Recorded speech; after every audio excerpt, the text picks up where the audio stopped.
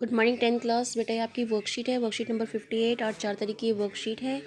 राजनीतिक दलों के बारे में हम पढ़ रहे थे। राजनीतिक दल का अर्थ पढ़ लिया था, कार्य पढ़े थे, आवश्यकता पढ़ लिया था। अब आगे बढ़ते हैं।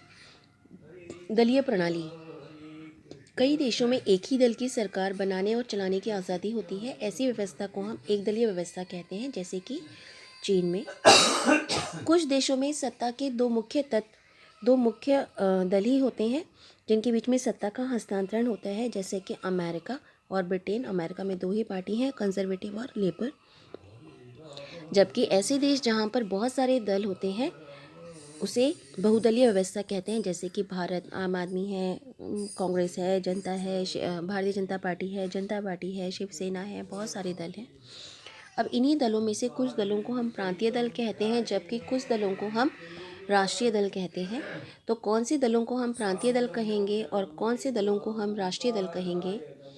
जब कोई दल राज्य विधानसभा के चुनाव में पड़े कुल वोटों का 6% यानी 6% और उससे अधिक हासिल करता है। कुल विधानसभा में जितने भी वोट पड़े हैं उनका 6% या उससे अधिक हासिल करता है और कम से कम 2 सीटों पर जीत हासिल करता है, तो उसे हम उस राज्य के राजनीतिक दल के रूप में मान्यता देते हैं। मतलब उसे प्रांतीय दल या क्षेत्रीय दल के रूप में मान्यता मिलती है, जैसे आम आदमी पार्टी है, लोक जनशक्ति पार्टी है, जनता दल है।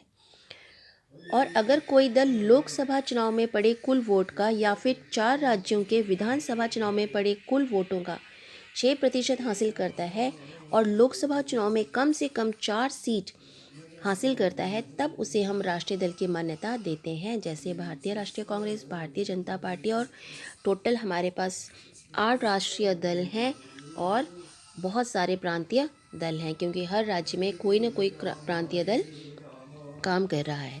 अब नीचे देखिए, नीचे आपको एक्टिविटी दे रखी है जिसमें आपको क्षेत्रीय दलों के बारे में जानकारी हासिल करनी है कि कहाँ पर कौन सा क्षेत्रीय दल काम कर रहा है।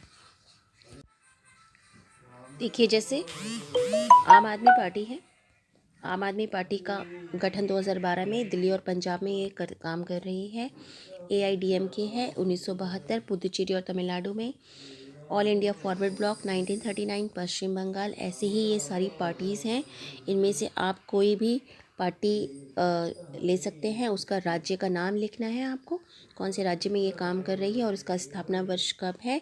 कोई भी पार्टी ले लीजिएगा और उसको लिख लीजिए।